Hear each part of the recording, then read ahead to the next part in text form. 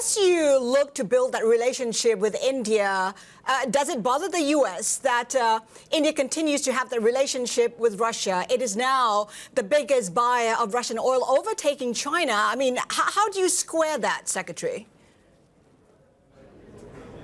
So this is an issue that I've discussed a lot with my Indian counterparts. I've had the opportunity on multiple occasions to continue this conversation, including with Minister of Oil and Gas Hardeep Puri, a good friend of many decades who was in the United States, in Houston just a few weeks ago.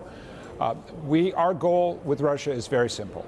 It's to drive down the revenues which Russia enjoys from its oil and gas resources, which go to pay for a brutal and unprovoked invasion against Ukraine.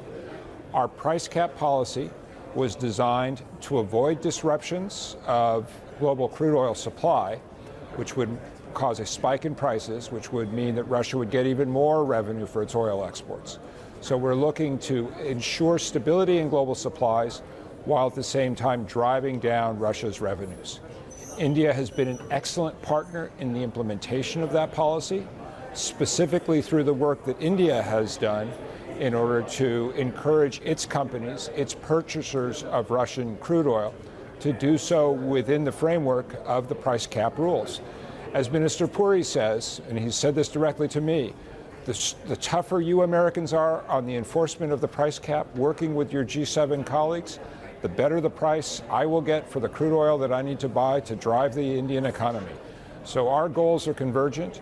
I would also note in this regard the very clear messages that Minister Puri and the Indian government have delivered on the question of Russian gas exports, which is the other side of the equation, and a lot of the work that my team has led on the enforcement of our sanctions against future Russian energy projects like Arctic LNG 2, where Minister Puri and the Indian government have been clear that they are not going to engage in that market either. Secretary, we have India buying Russian oil, we have China buying sanctioned Russian LNG. Are you considering retaliatory measures, perhaps, on China on the back of that? So let me talk about the LNG sanctions in particular, because I think it's important to understand what's happening here.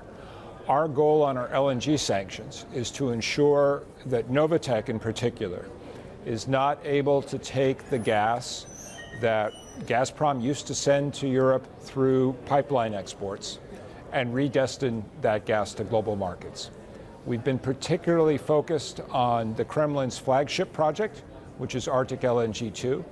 You've seen a very aggressive program of Western sanctions against Arctic LNG 2, against ships that load from Arctic LNG 2, against the technology providers that have provided equipment to facilitate that project. So far, and I haven't checked this morning's news, but as of yesterday, not one cargo loaded by Arctic LNG 2 has found an international market. So our policy is working. It's working because we're coordinating very, very closely with our partners across the G7 and in ports that are potential destinations for those cargoes. I can't speculate on future sanctions actions, but what I can tell you is that we're paying very, very close attention to where sanctioned Russian cargoes are heading. And you can be assured that the Biden administration is going to continue to tighten the screws against Russia's LNG exports, because that is a key source of the revenues that Putin uses to carry forward his war.